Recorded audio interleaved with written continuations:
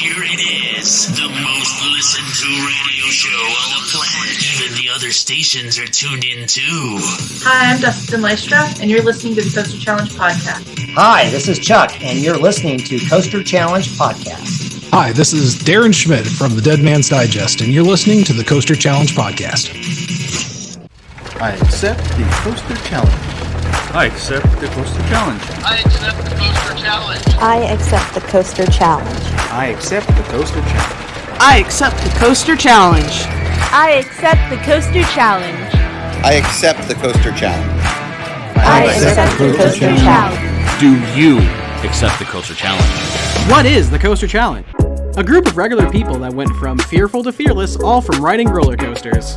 So please secure your hats and glasses. It's time to take the Coaster Challenge. Here are your hosts, David Cantu and Jenna Gazelle. Hey, how's it going, Jenna? Great. How's it going, Dave? It's going good, going good. Happy Friday. Oh man, it's Friday already? I know, isn't it? Oh. This week's been going by pretty fast. Here I was thinking it was like Wednesday. Jeez. Lately, I will tell you, I was having this conversation with a friend of mine, and since the pandemic last year, when we were in lockdown and everything, it's almost like we didn't even know what day it was because it was the twilight time. Yeah, that's what it was. So getting back to somewhat normalcy here this year, it's like, oh, got to get back on your feet. Oh, it's like having to restart everything all over. Oh, today is Monday. Oh, that's right. But every time, like some days in the week, it's like I feel like I'm a day ahead to find out. Oh no, I'm a day behind. Have you ever had it where you're like a month ahead and you're like, oh, we're in August, and you're like, I've had that one time. I did last year. In fact, I'm thinking I will say during the lockdown it dragged, and I thought, oh, is it June already? It goes, oh no, it's still May. I'm like, wow. I'm like, it's funny, like when you're in a period of time where you're doing nothing, right? The time drags. It just takes forever. But when you're busy, time flies. Yeah, it kind of reminds me of this one line out of a movie called Merlin, where Merlin talks about how when he was happy, time like went by really fast. But when he was sad or was really down, it just kind of drug out for him. Yeah. So yeah, I totally understand that. Yeah. Well, I totally hear you on that too. It's like, but I will say this week has been pretty quick week for me. But yeah, we've got a really special episode today. We got a VIP in the house. Ooh. We've got Kory. Now, Kory runs the No Midnight Media podcast. It's one of the biggest theme park podcasts out there, and Kory does amazing storytelling episodes. You had me listen to one of his podcasts. Yeah. He did a big interview. Bob Gurr. Yeah. I was like lost for words because you know how I am about Disney stuff, and just listening to that podcast. And Kory is huge with Disney. He is so fascinated with Walt Disney, and for him to get, and he's good, he became really good friends with Bob Gurr. And the story, if you have not ever heard of No Midnight podcast, you got to go on his podcast and just look up the story about Bob Gurr. If you don't know who Bob Gurr is, and if you're not a Disney fanatic, he actually designed the Utopia cars, helped design the Matterhorn, I believe Haunted Mansion as well. A lot of the he did a lot of the rides, and he was a designer, I believe, for Tokyo Disneyland, and he actually worked side by side with Walt Disney himself. And it's just his storytelling, how he did the story, is just amazing. And I highly recommend you guys take the time, after you're done listening to this podcast, tune in to No Midnight and just look up. He just does incredible stories in general when it comes to Disney. You know what? It's kind of funny because the way he does his storytelling, it's almost like he would be an author, because he's very descriptive of what he's doing. Oh yes, this was Kory's career. Kory was a professional broadcaster, worked for major radio stations. He's just very incredible, and his stories are just fantastic. And Andrew is standing by with Kory today, and it's an incredible story. But first, let's do our lovely segment, Jenna. Let's do our YouTube highlight clip of the week. YouTube clip of the week. All right, in this week's YouTube highlight clip of the week, Jenna and I happened to watch a very interesting YouTube clip. Now, in the past, We have discussed in some of our highlight clips about virtual reality, the VR system. A couple episodes back, we did a story. We talked about a clip about a professional soccer teams that had a challenge to put on the VR system, and they had to walk a plank on a skyscraper, and it looked so realistic. And watching the reaction of these soccer players just freak out and start breaking in sweats, and literally were falling off. They had like this actual board in the room that's supposed to symbolize the plank, and these guys were just nervous as heck. But this particular clip that we saw this week, not really the same as a plank on a skyscraper, but this was actually a virtual reality of a roller coaster. Okay, so this is at a mall somewhere in Europe, I'm assuming, and this gentleman was put on this virtual reality, and it's in front of this TV screen. And Jenna, you just could not get over what this guy was going through. Oh my! I mean, it's hilarious because, like, yeah, they have the TV screen and this guy's got the VR on. And this other guy is standing behind him, and you could see, like, what he's seeing, and what he does to him just trips this guy out. Yeah, I'm getting so fascinated with this virtual reality because I've never really done VR. Neither have I. But it's amazing because apparently once you put it on, it's like your vision sees what it sees, and it thinks that it's all real. It's like this mental thing to the brain where it thinks that you're actually... It's that whole, the five senses. Blah, I can't even talk today. Night.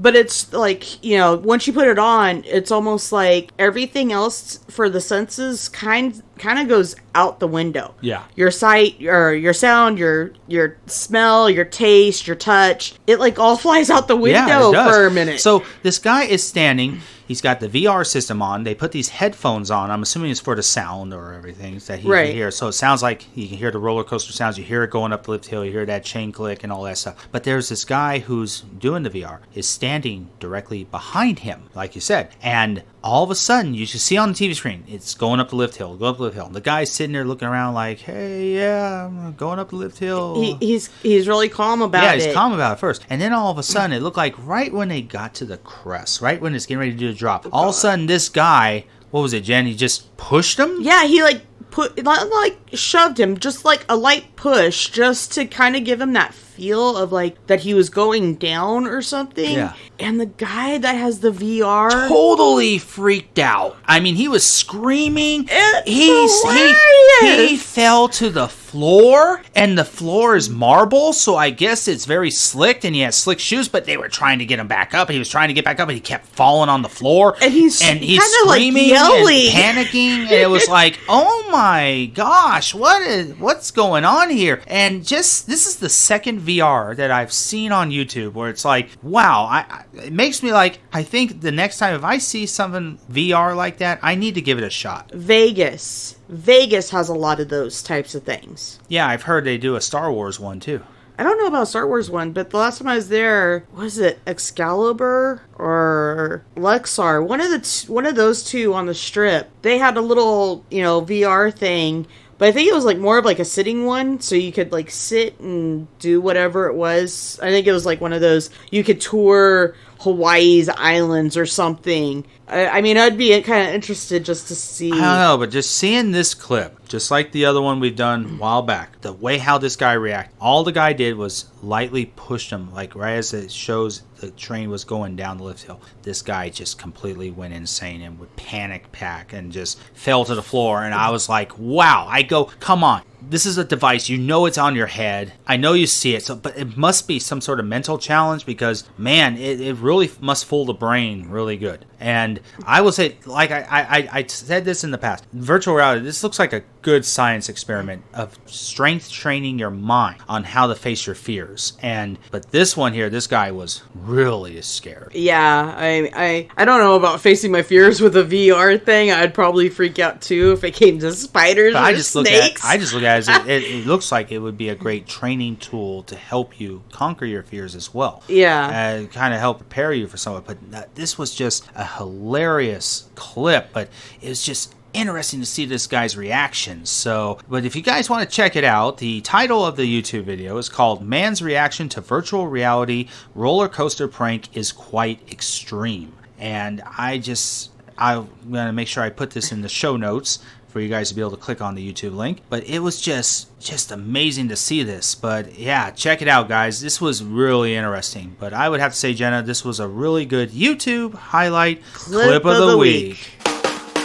YouTube clip of the week. All right, so Andrew is standing by. He's got a very special guest with him today. He's got Kory from the No Midnight Media podcast. It's one of the most amazing podcasts out there. Very incredible story, and I hope you guys really enjoy it. So take it away, Andrew. Thank you, David and Jenna. This is Andrew, one of the producers of the Coaster Challenge podcast, joining you again. As many of you know from previous interviews that I've had here on the podcast, I'm a big fan of podcasts in general, theme park, technology, and all sorts of different types of content and subject matter. And I got to tell you, of all the podcasts I've listened to, the person I'm going to talk to today produces some of the best content I've ever heard in a podcast, best produced in terms of the audio quality, but also the content itself, the stories that are told, how they're told. This is incredibly creative. So I'm really excited to have the interview we're going to be doing here today. I'm going to be talking to the founder and creator of the No Midnight Media network of podcasts, master storyteller, Christopher Beale, and some of you may know him as Kory. Welcome to the podcast, Kory. Hey, thank you for having me. Master is such a title to live up to, though. I don't know if I want to live up to that, but I attempt to tell stories and to varying degrees of success. Yeah, I think that's fair. Your humbleness is very, very respectable. Absolutely, Kory. And we'll be talking about a few of my favorites, and I'm sure there are many fan favorites. The ones that you and I have talked about offline before. Some of the work you guys have done, you and the crew there.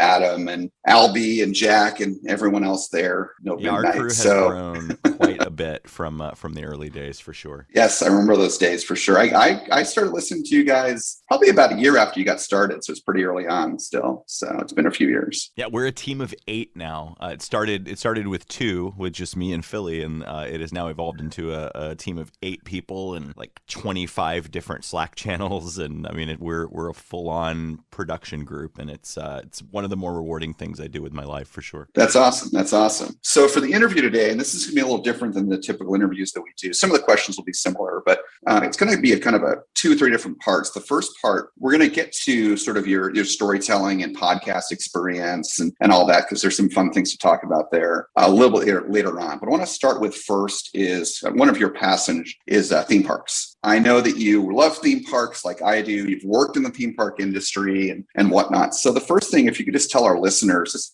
tell them about yourself, just yourself in general, kind of who you are, and then your experience within the theme park industry. Sure. I think I can tie all of that together pretty well, actually. So I grew up in the Orlando area, in a little town called Apopka, just north of Orlando, and grew up, fortunately, having annual passes and getting to go to the parks and experience that with my family. And then my parents divorced and my dad remarried, and then there were 3 more kids in the house. So it was 5 of us going to Disney, and I just have a lot of really positive memories, including one that I'll share that really is kind of one of the first tangible moments I remember in the parks. And it was like a Tuesday morning, and I was in elementary school, and the elementary school was exactly a mile from our house, and we all loved our walk to school, or some of us would ride our bikes, and it was a mile, it was safe, it was through a suburb, it was fine, and we all looked forward to it every day. Well, Dad comes out with his best poker face on and goes, I got bad news and good news. The bad news is you can't ride your bikes to school today. And he's saying it like we're in trouble. So one of my brothers starts crying, and everybody's being really dramatic. And then that smirk comes across his face, and he goes, but the good news is it's because you're not going to school today. We're going to Disney World. And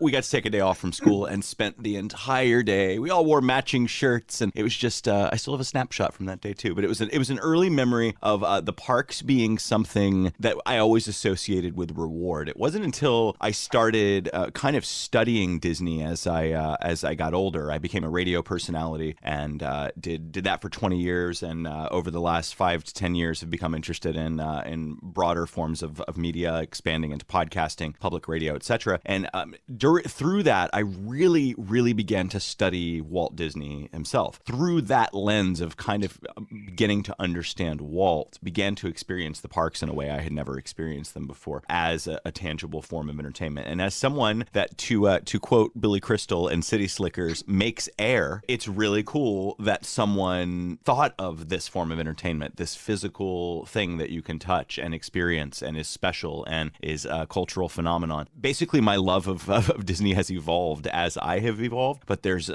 something there at each stage of my life. It's just the greatest in entertainment. And we do a podcast that's based on trivia around theme parks, and so the theme parks endlessly entertaining and lots of content. And by the way, if the parks ever stop being entertaining, the people that go to them will never stop being entertaining. So I think that's what I love about the parks.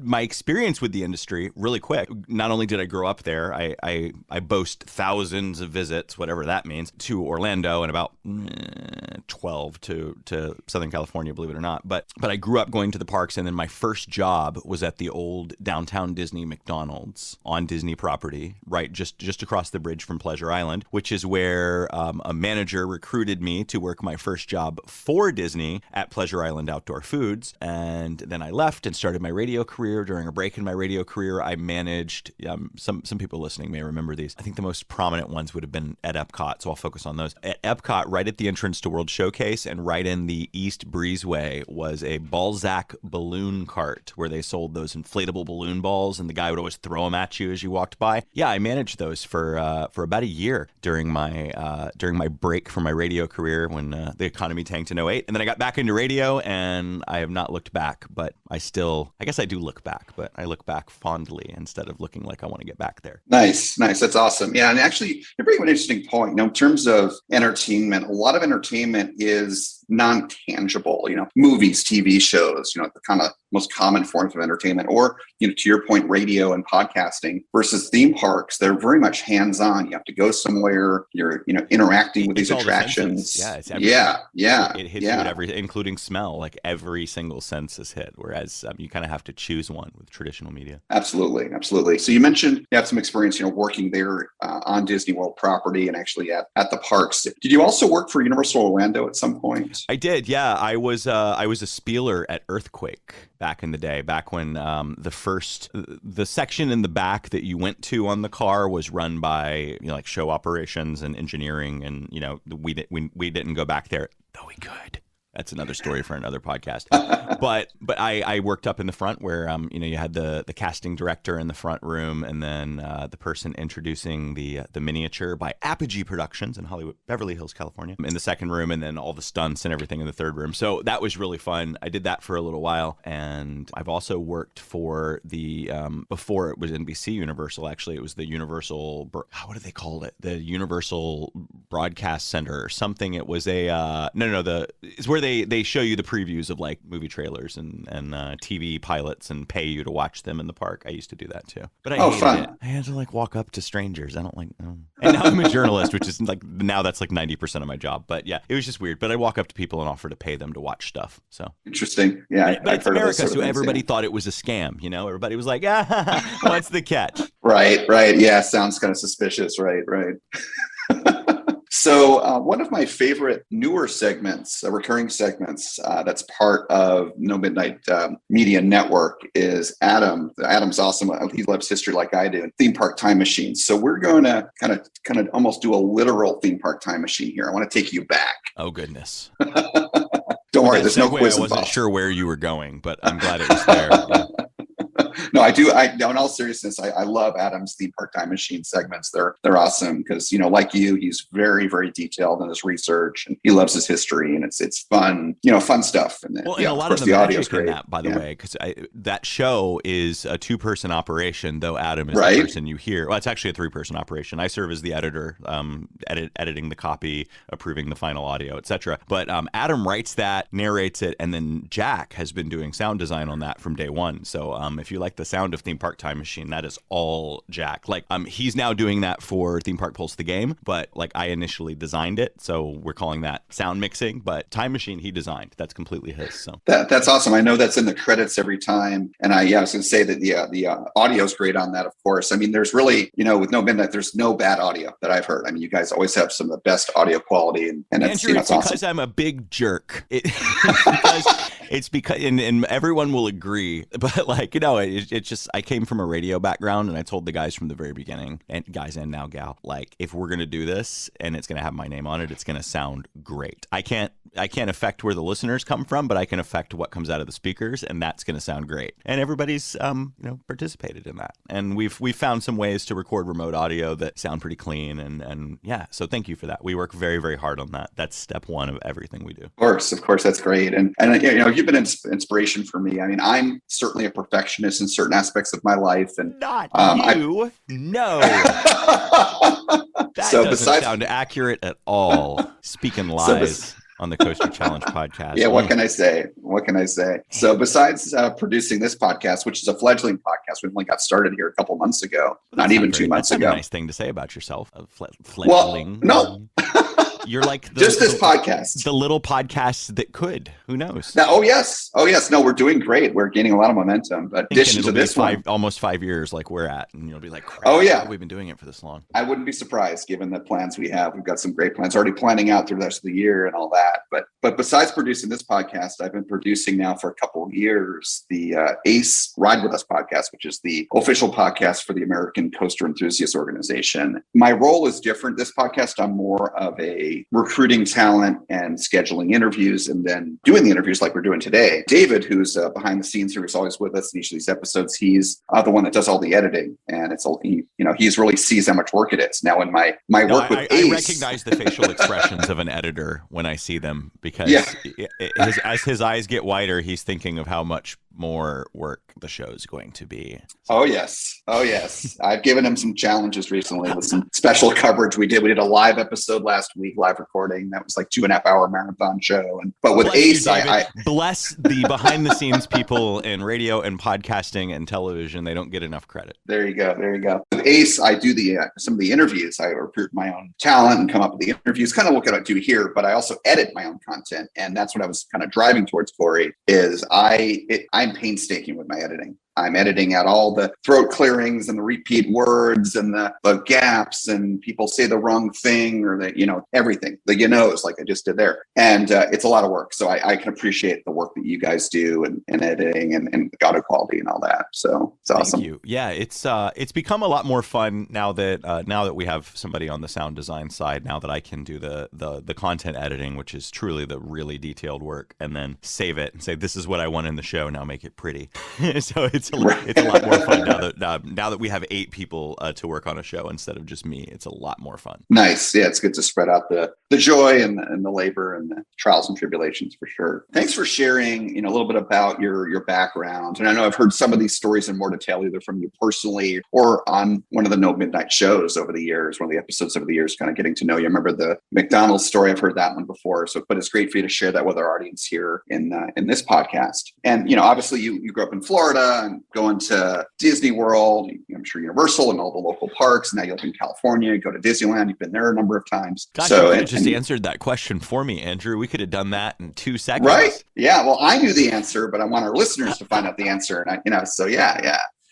So obviously, to one of these questions later, I'm just going to say, well, you tell me, Andrew. All right. That could be a good challenge. This is the Coaster Challenge podcast. That could be a good challenge. Yeah, there you go. So, obviously you have a lot of interest in theme parks. And as you mentioned, kind of learning about, Walt's life and the parks themselves and how special they are, and have experienced them, of course, many, many times. You obviously have some close connections. So let's talk about, again, continuing with our theme park time machine, going back to probably some of your earliest days living here in Florida, growing up here, of your first theme park experience. What do you remember as your first theme park attraction you ever experienced? Oh, goodness. First attraction? Yeah.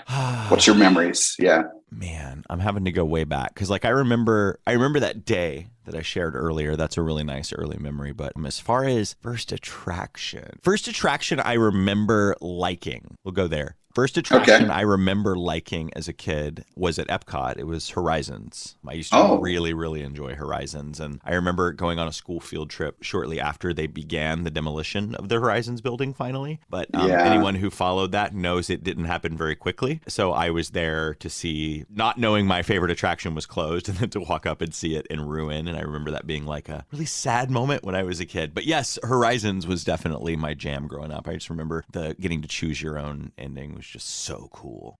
So high tech at the time. Yeah. So I grew up in New Jersey, and so Disney World was my kind of typical Disney park or Disney resort that I would go to more so than Disneyland. I didn't go to Disneyland until I was an adult, but growing up, so it would have been 86. We came down here for one of our many trips over the years from New Jersey down to Florida. And that was my first time ever going to Epcot. And in fact, in 86, went to Epcot. I didn't go there again for, might have been even 20 years because I moved out to California and started going to Disneyland and all that. But I was basically a teenager, like 13 years old or so, then in 86. And again, Epcot was only like 4 years old. It was a brand new park, basically. And sadly, I don't have a lot of vivid memories, even though I was 13. It just nothing kind of stuck. Memory is such a weird thing, like where certain things stick out vividly for you. And some of them are independent of age. Like you could have been very young, but remember something vividly. And then something that happened a week ago as an adult, you barely remember what it was. So I have a really strange memory of my grandfather who died when I was 9 months old, and my mother swears there's absolutely no way I could remember that, and I remember it. And my dad remembers it. My mom doesn't, but I remember it vividly, and it's dumb. It's like a dumb, just random memory, which is why I know it's real because it wasn't interesting. It wasn't like I was flying with Grandpa. Like it was, Grandpa was sitting in that chair, and you were talking to him about blah blah blah, or when so and so was there. It was something very specific and minor, but yeah, memory is strange. I don't even know. I'd have to really struggle to remember what I rode last time I went to the park. Right. That makes sense for sure. So in 86, Horizons, I guess, was there at that point, but I don't remember it well. I remember Universe of Energy or whatever it was called then. I remember Spaceship Earth. There's certain things I remember from Epcot, but certain things I don't. But I've heard so many positive things about Horizons over the years that so many, like Alicia Stella, a friend of yours, friend of mine, she loves talking about it. And I believe she is from Florida. She's lived here for years. So, but it's one of those lost attractions. Next door to that was great too. Like, nice. Old Epcot was just wonderful. Old Epcot was amazing. I don't remember a lot of it. Again, as a teenager, it was a long time ago. But what I remember is, it was very sciencey. It was very authentic. And then with World Showcase behind it being, very different, very much like a World's Fair in terms of it being an international aspect of things and seeing different cultures. Still, World Showcase today is one of my favorite aspects of Disney World. And I hope Future World improves as well as they're evolving it. So, but okay. So thanks for sharing that. That's a very good first experience. Great attraction there. Now we're going to kind of switch gears a little bit. This could be something you experienced, 2 years ago, or maybe when you were a kid. I want you to think about over the years, what has been the theme park attraction? It might have been a roller coaster, might have been a Tower of Terror, might have been something else entirely. But what attraction scared you the most? Like gave you most fear kind of before you got on it? Okay, you've got an answer. Okay, so what easy. Is it? So easy. Okay. It's not in a theme park, though. I think you'll appreciate this. It is in fact a roller coaster at a park known for roller coasters. It's one of the tallest in America, and it scared I don't know what I'm allowed to say on this podcast, out of me. I'm going to paint the picture and then I'll reveal it. Storyteller. So at the time I was dating a guy. I was living in here's the part of the teaser. I was living in Cleveland, Ohio. I was dating a guy there. I had been to this particular park before, but I had not been with someone I wanted to impress. So I finally go with my then boyfriend and his two small children, who are I think 5 and 7 at the time, pretty young. And then we ride the Millennium Force, which I love, and several of the other classics there at Cedar Point. Then it's time for Top Thrill Dragster, and I mean shaking. I am terrified. I don't want to go on it, and in fact, did not go on it on this trip. I wussed out. Yeah, I went with my then boyfriend and his kids through the line, and then got to the end, and I was like, I'll watch the kids, and I stayed. It wasn't until a couple of years later that I took a friend of mine that I actually ended up riding it. But that is the one that actually struck enough fear into me that I didn't do it. And it's the only one that has ever done that to me. And I have since ridden it like 3 times. So it's cool. We're over that now. But like, man, that's a scary ass coaster. Yeah, it's very, very formidable, just the height of it and the launch speed. It's the second tallest roller coaster in the world. And the first one is only just like, I think it's about 10 feet taller. They're the same model made by Intamin. And the other one's in New Jersey, by the way, at Six Flags Great Adventure. But I've been on Top Rope Dragster. It's Superman, isn't it? Superman the ride's the taller one? No, Superman is, I think it's number 3. I think it's number gotcha. 3, because both Top Rope Dragster and King de Ka, which is at Six Flags Great Adventure, those are both over 400 feet tall. And Superman is up there too, but it's not quite as tall. But yeah, they're all very formidable. Again, that height and that speed, they're all very fast. And And then there's also the line time versus ride time debate. Right. You know, it's like, do I want to wait in line for this 14-second experience for 2 hours? Do I really want to do that? Right. If you think about it, us kind of theme park fans, whether it be a roller coaster or Haunted Mansion or Pirates or any attraction in any theme park, we like to be wined and dined. You know, right?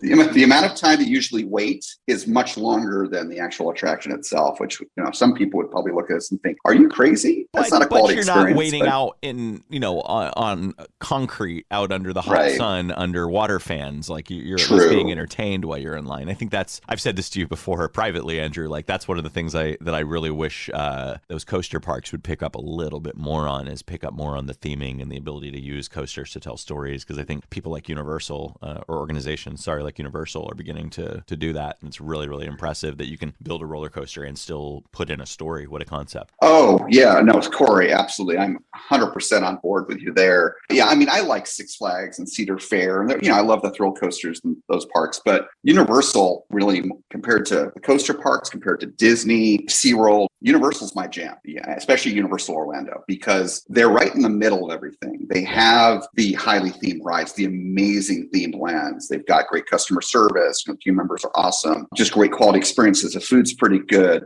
Again, the theming. But then for those of us who are adults without young children, right? It does not. And look, Disney is not. I always hashtag Disney as an adult, and Disney's great for adults. But there is kind of a general attitude at Disney that's like, but there's children. Like that general attitude. Right. Whereas Universal's like that's just not a part of it. Kidland is over there. Otherwise, Mom Margaritas are right next door. Like Universal has found that blend of making it a place that, frankly, they've made it what Walt probably was. If Walt were starting over today, he would have wanted a place where the adults and the children could play together. And by modern standards, Universal has done that really well. Oh, absolutely. And especially in the past, 10 or so years, as I was starting to say there, Universal's really developed. They stopped trying to out Disney, right? Which I think is what they were doing when they started with IOA, with Islands of Adventure. They were like, okay, we can do theming too, and then they were like, okay, but it's still not Disney. Like we got to be different. And now they've figured out how to do advanced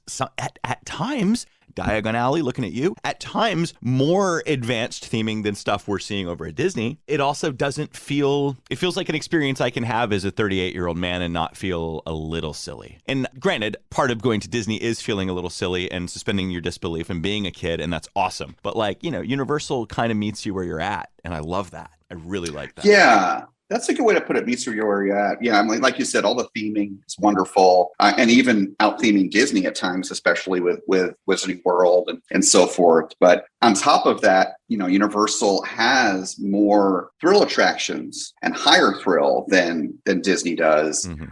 And they're doing it in such an amazing way where they're not even necessarily like a traditional thrill coaster park. They're not forgetting about the theming aspect. And, Universal now has at Orlando 3 storytelling or story-oriented coasters with high theming, and they keep outdoing themselves as well. And I know that, I just shared with you an audio review of Velocicoaster for the No Midnight audience that you were so great we to put it on. It comes out on the scroll on the 13th. Right, day after today recording here, yeah, and you heard my review of it, and I know you're a little jelly, but hopefully you'll be coming down to Florida here to get to experience it for yourself. But it's just an incredibly themed attraction that's also high thrill, and it's just got everything. Yeah, it's definitely on my list for my upcoming trip this year for sure. Awesome. Let's go back to Cedar Point point, though. I know it's kind of a little disappointing because, we love Universal and love these highly themed attractions. But let's talk about your experience with Top Thrill Dragster. So that first time you were so scared that, and I've heard a lot of people doing this, by the way, you're not alone here, where they'll wait online for that particular coaster and they just can't do it. They just can't do it because you're right there.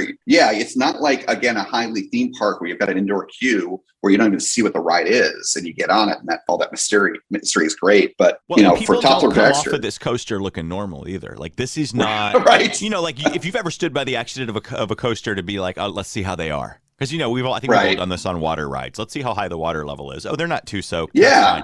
You know what I mean? But with a coaster, you can watch the faces of the people stepping out of the car and kind of get a preview of what you're in for. And people come off like with their hair standing on end, their face red, and they're walking funny. And it is, if you are in the least bit nervous about getting on a coaster, Top Thrill Dragster is not the best experience to prepare you for a coaster because you stand right under it for an hour. Yep. And the closer you get, the worse it gets.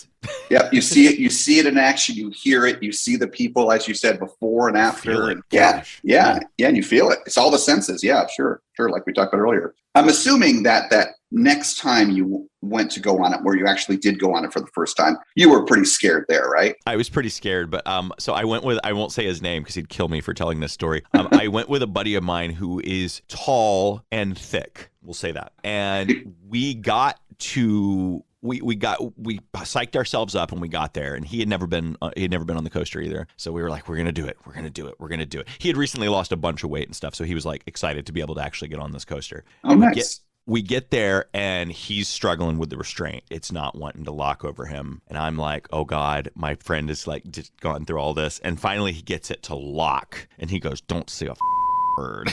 Because he got one lock, it locked. And he was like, don't let them come push on this thing. Don't let them touch it. Like, I'm doing this.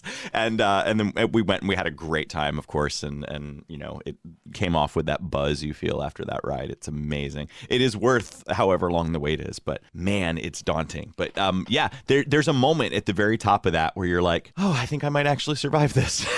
But it doesn't happen until you clear the top. That the first 2 seconds of that ride are some of the most intense you'll ever experience. It's wild. Yeah, it is. It's a big rush. I mean, it's I do call those type of coasters, they're Intamin accelerator coasters. They've got that catapult launch, super powerful. I call them one-trick wonders, and I'm not trying to diminish them when I say that. It's that launch, it's going up that top hat and coming down. It's that kind of that all-together experience. So, yeah. So, yeah. If it was like Top Thrill Dragster followed by Millennium Force, can you even imagine? Oh, and what's crazy is that it's theoretically possible. I think I'd pass out. I think it might be too much. There actually is sort of a ride like that I've been on. So Intamin made Millennium Force and they made Top Thrill Dragster, the same company. They're my favorite coaster company. They made Velocicoaster, by the way. Millennium Force is my favorite roller coaster ever. So. Oh, nice, nice. Yeah. So Intamin, they designed and manufactured Velocicoaster, Hagrid's. I mean, a lot of great coasters. One of the ones they designed is actually one of the few coasters in the world that's faster than Top Thrill Dragster, and even faster than King Con, New Jersey. It's the fastest coaster in the world, and I think 130 some odd miles an hour. It's called Formula Rossa in Abu Dhabi in the United Arab Emirates. Oh, yes, I've seen this. That is a wild coaster. Yeah, and that one doesn't have a top hat. It doesn't go that high above the ground, but it has a much longer course, with some airtime. It goes up and down hills, turns, and more like a conventional coaster. So it's sort of like Millennium Force. A lot of long straightaways on it, too. Yeah, a lot. It's a much longer coaster. But anyways, in any case, so you said you were still feeling some fear when that time you went with your buddy. Oh, of course, yeah. Yeah. And okay. By the time I got there, I was psyched up and just more concerned. I actually think my friend struggling with the restraint distracted me enough to keep me in my seat. Oh, okay. Because I got in and locked myself in and then started paying attention to him. So it worked out. Okay. Makes sense to have that distraction. Gotcha. So before that, though, because you're going through the queue, just give us a sense of what the fear was like. What you were thinking? What were you feeling? Honestly, I was making the biggest mistake you could make in a queue for an attraction like that. I think I was Googling accidents that had happened on the coaster. And then I learned what a rollback was and that I was in rollback season. And I was like, this sucks. I don't want to get on this. Yeah. So I was not helping myself, actually. Yeah. Okay. You were almost psyching yourself out. Nowadays, I don't think I would approach it that way. That's interesting. That's like, it's an interesting phenomenon psychologically speaking, though. For example, at the beginning of this pandemic that looks like hopefully we're in the twilight of now finally, but at the beginning of it, people were watching, these virus-based movies that are all about viruses that knock out the whole population of the planet. And it's just like they're getting themselves like basically absorbed into the fear of what could happen. Yeah, we did that very early on too. Yeah. When I watched a lot of those. or watching not for plane crash education, movie. but just for sheer entertainment. Let's see what they think this would be like, because right now it looks like a lot of takeout. Right, yeah, right. Or people that watch a terrorist attack, plane-based terrorist attack or plane crash movie when they're on a plane. It'd be kind of funny how people do things. But so, in a way, you're doing sort of that typical thing with people kind of almost immersing yourself into, oh gosh, what could go wrong here? I'm about to do this. And what's funny is you mentioned rollbacks. Us coaster enthusiasts, one of the most cherished and sought after unique experiences that we can't get just by going on a ride after again and again, because it's a normal experience. But one of those kind of alternate experiences that only happens every once in a while is a rollback on a ride like that. Vomit. I would love to have an experience like that. Nope. So not on that one. Not for I don't trust it. I don't trust it. I don't like. How do I know those reverse brakes have been looked at in a while if this doesn't happen but once a year? Right. Nope. No, that's a good point. That's logic right there. I'll die That's forward. Thank you very much. So you had that fear and you were, looking at, oh God, this could happen, that could happen. I don't want that to happen. And then you were later on distracted right after or right before boarding and while you were boarding because of your friend's issues. And then you actually got and wrote it. So you conquered your fear. You were distracted later on, you wrote it. Talk to us. You already kind of said a little bit, but talk to us about how you felt right after getting off the ride. Just relieved. I felt like I could do anything. I knew it was one of the biggest roller coasters in the world, and I was like, if I can do this one, then everything else will be literally downhill from there. So so I just felt like I could conquer anything, and now I'm not really afraid of any coasters anymore. So that's cool. Nice. So that's awesome, and that's generally what we see with our guests, where we kind of talk through this part of the interview, which is this is kind of the one section of the interview that we typically do with all of our guests, where if they have that coaster that scares them the most, and this is the first time we've had Top Thrill Dragster. Other interviews, it's been. Have you been to Magic Mountain, Kory? Because they're in California. I haven't been to Magic Mountain. I've been to Six Flags Discovery Kingdom and Great America, but I haven't been to Magic Mountain. Okay. Yeah. So at Magic Mountain, there's a coaster that you should try because it's wild. One of those trips, you're maybe down there for a Disney trip. You have some free time. It's called X, or X2 is what the name of it is now. And it's pretty much one of the most feared coasters on the planet, not because of the height or the speed or that crazy top hat that Top Thrill Dragster has. It's because of how forceful it is and the fact that the cars can rotate forwards and backwards, which is hard to explain, in an audio form here. But if you Google it and look it up, you'll see the videos of it. But we had several of our listeners and our guests. The swooshes are also swishes, is what you're saying. Yeah, that's cool. Think of it that way. So myself, as well as several of our guests that we've had on, have that as their most feared attraction. But Top Thrill Dragster, it's actually about time someone came on and mentioned that one, because I know that's a big one for most people, for a lot of people that, oh my God, that scared them. In the middle of the country. Yeah. I mean, it's the tallest coaster in that region for sure. And it's, yeah. Also, if you've ever driven to Cedar Point from the Cleveland area, like you see that long before you get to Cedar Point. It's waiting for you all day. It looms right at the end of the peninsula there, basically. Yeah, that's a good point. It's very foreboding. So you were able to conquer your fear, and to the point where no coaster really has scared you like that since. You kind of conquered coasters with that one. Yeah. I don't think there's any coaster that I wouldn't ride. Still not interested in skydiving or bungee jumping, but yeah, coasters I'm pretty cool with. Nice. Okay, so obviously your experience on Top Thrill Dragster, you had a positive experience, no rollbacks. So you conquered coasters, you're able to do coasters, maybe not skydiving and whatnot. Besides what you just mentioned and the fact that, now you can go on any coaster and, you're excited to go on Velocicoaster, which is a very intense coaster, by the way, but I guess you're not scared of it because, you've done some crazy stuff already. If that makes sense. Is there any other way? Generally crazy, but Based on what I know of you, that actually makes a little sense. Have you ever heard the phrase, "What would you do if you knew you could not fail"? That I think part of so. my brain Yeah, is broken. I have no fear of failure, so I think that's I don't know. Maybe Top Thrill Dragster broke that. I don't know, but I don't think I found that. I don't think I got rid of my fear of failure until much later. Well, actually, not having a fear of failure is very valuable. Yeah. I mean, to kind of get a little serious here, but it can also be really True. I mean, to get a little serious here, and I think I've kind of shared with you, Kory, besides talking about fun attractions and theme parks and all that and coasters on this podcast, one of the things we really try to dig into is how theme parks and coasters and these high thrill experiences, these fearful experiences, by people having positive experiences and conquering them, like we're just talking about with you conquering Top Thrill Dragster, can better people's lives, can help them to conquer fear in other areas and conquer mental illness and, depression, anxiety, even help with physical ailments as well. We've seen evidence of that. If you can conquer a coaster and that maybe later on, maybe not right then and there, was contributory to you not being afraid of failure, where you're going to take risks in life accordingly, that's outstanding. I think I agree with your analogy. I think that there is something. I remember even think about it when you're a kid, right? And you're too short to get on all the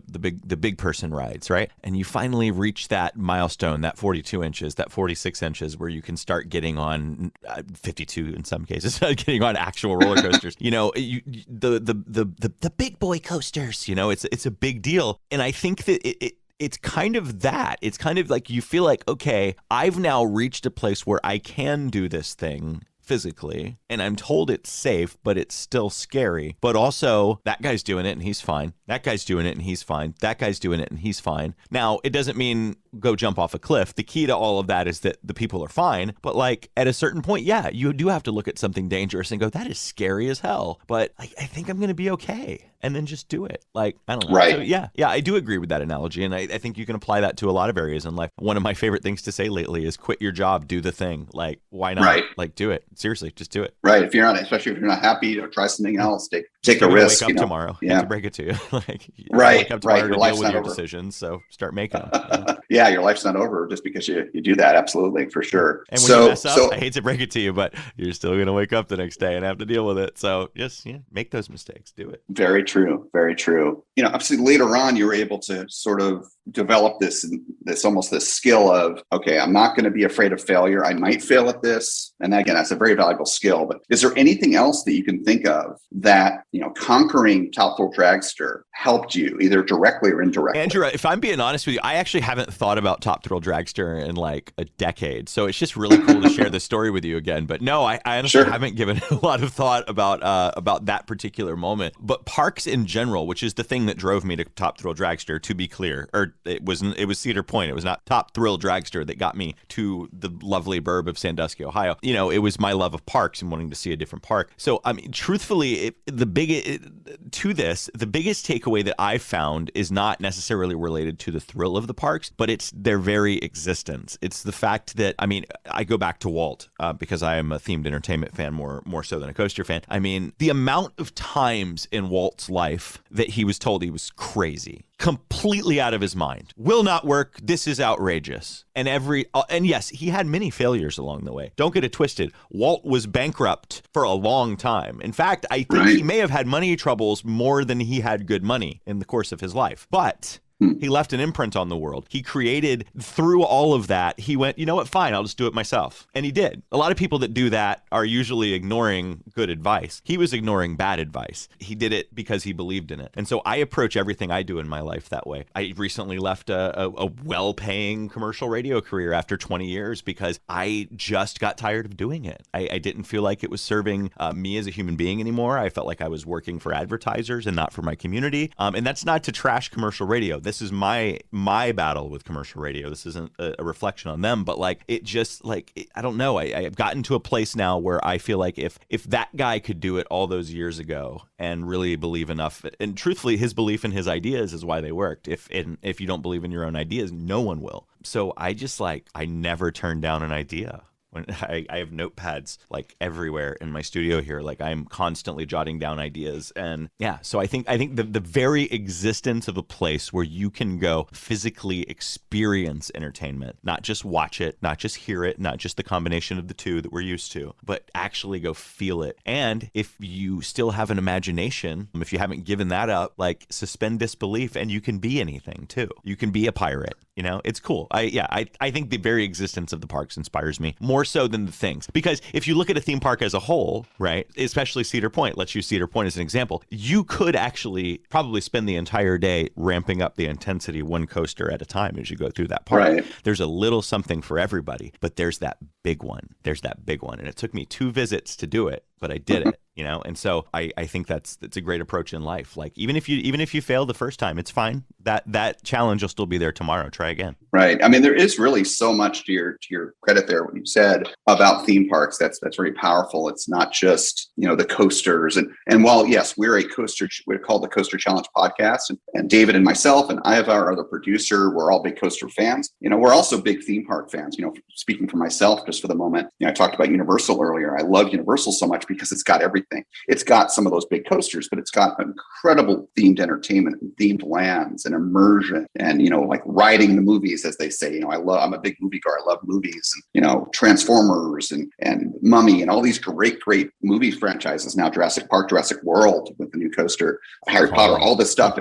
Kong. Oh yeah, Jaws. I miss Jaws so much. Although Diagon Alley is amazing, but yeah, it's just so much immersion and so much that you can do to kind of stimulate all your senses, like you said earlier, and your mind is collectively with all your senses, and also a healthy escape. We talk a lot about that with our guests, and, you know, again, especially battling depression, anxiety. Theme parks are an incredible escape in that regard. But I love that, you know, with all that you've studied Walt, and you've studied him a lot, obviously, given how you've covered him on your channel, on your podcast, that, you know, he inspired you to take a leap of faith with most recently in your career. Because, you know I never lived in Sacramento. I've only been there, I think, once or twice in my life. But I know, because I know you, that you know, you were a huge success in what you were doing as a DJ. You were the number one drive time show DJ up until COVID, which caused it to dip right at the end. But up until COVID, I was number one in my demographic and in my day part. Yeah, the whole 5 years I was there. But it's hard to describe being really, really good at something and not having your heart in it at the same time. Right. Right. Just because you're good at something doesn't mean your heart is in it. Yeah. It's funny. I lived on this statement for a year before I actually turned in notice. But a program director, friend of mine, who I'll also leave nameless, although I think he'd appreciate this shout out. I told him that I was starting to feel burnout and not enjoying my work. And he goes, well, you're the number one drive time show in the market. Buy yourself some happiness with your bonus check. That was what he said to me. And he meant it in the most loving way. Like, yeah, dude, you're under contract, make the most of it. And I get what he was trying to say. Like, you know, he was saying, don't blow up your career because you're bored, make your money and get out, which is cool. And that's what I did. But like, but that was the kind of mentality I had for a long time, was that I was just like, well, yeah, I mean, there's always later. And then I finally just decided that later was now. And I actually decided to quit my job before the pandemic hit. I gave a year's notice, and about 6 months later, COVID popped up. All the hours that I was hoping to have in San Francisco dried up. And so I kind of moved here to nothing for a while. But I believe you should always take the risk when you can. Life is just way too short. I hope COVID's proven that to a lot of people. Like, if not now, when? Yeah, no, absolutely. And one of the things that I keep hearing, and I've said it myself, you know, numerous times over the past year plus during this pandemic, is one of the things we've really learned collectively as a species is what we were taking for granted, what we had been taking for granted. There's one thing for, you know, say, you know, us living theme parks, for a theme park to be closed for a day after, for example, 9/11, which is the last time that we really experienced that, at least in California, with Disney, for example. Disneyland, for example, being closed for more than a year. More than a year. It's insane. I never thought we'd live to see it. I've often like imagined a dystopian world where Walt Disney World and Disneyland have to close for some reason and go away and are left to rot, and it terrifies me. Like, I don't want to be a part of that future. So like, yeah, let's keep these things alive while we're still here, and then in fact, in a way. in a way, this was sort of like a big warning for all of us, and again, collectively as a human race, that this could have been a dystopia. In other words, Disney World could have stayed closed. Disneyland could still be closed forever. God forbid, terrorist attack or something, far worse, global war. And luckily, we had our moment here where it's like, hey, this could happen.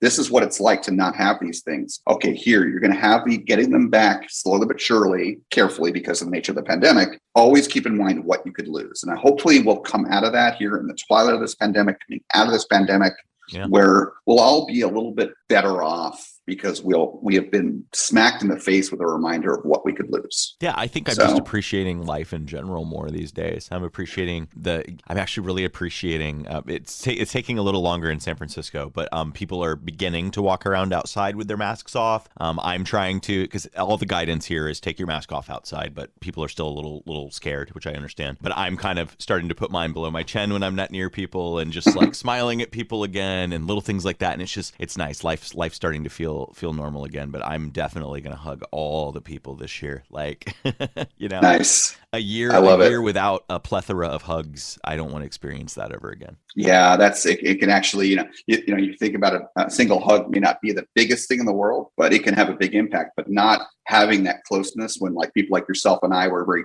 we love hugging people. We're not standoffish, and and we're social. Exactly. I mean, granted, I've been fortunate here in Florida, living here in Florida, with granted things were different than California in terms of things opening up more quickly. And, I've been able to eat at restaurants and all that, but still I've been careful. I've been wearing my mask. I'm always wearing my mask at Universal. I'm not one of those people that team members have to remind. I'm not that guy, or that guy that you guys talk about in the 8th floor for, things like that. I'm a good theme park goer. I'm not a pass hole. And I appreciate everything. Tell Sean to pull the Andrew bit out of that. I love it.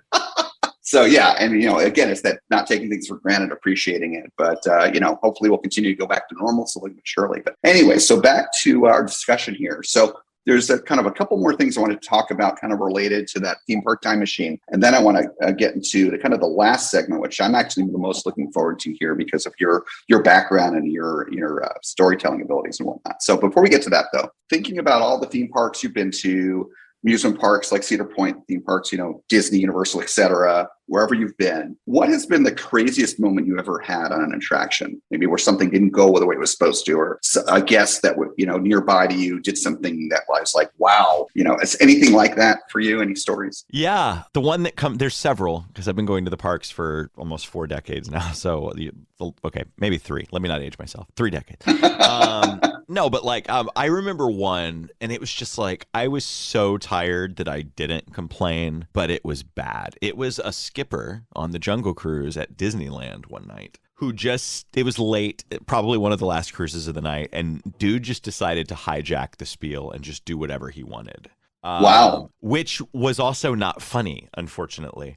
And I still remember it was so bad. And I don't know, maybe you guys will appreciate the tech humor. I don't know. But basically, he would tell a part of the story of the Jungle Cruise, and then he would start speaking in binary. Oh. Blah, blah, blah, blah, blah, 1001011010101. And then he would just stop, and we're all like, what the? Yeah. So, so that was and he did that the entire attraction with zero irony. And it was the most disturbing thing I've ever dealt with. But I think we were all just silent by the end of it. We were all just like, so I like to assume that he was a CP kid on his last night, Yeah. Because otherwise, that was just bad. Yeah, so that one. I've experienced breaking down in a really dark corner of the Indiana Jones show building, only to realize that it's a very unfinished dark corner, and there was like a mop bucket sitting next to us, and just like it's a scene you flip through really fast in the dark, so it's just like just crap piled up in that scene. I'm like, oh, that's literally a shelf with, is that paint? What is that? Yeah, it was just right there in a scene. So yeah, a few of those. Getting to walk off of Monsters Incorporated at Disney California Adventure was kind of fun too. Interesting.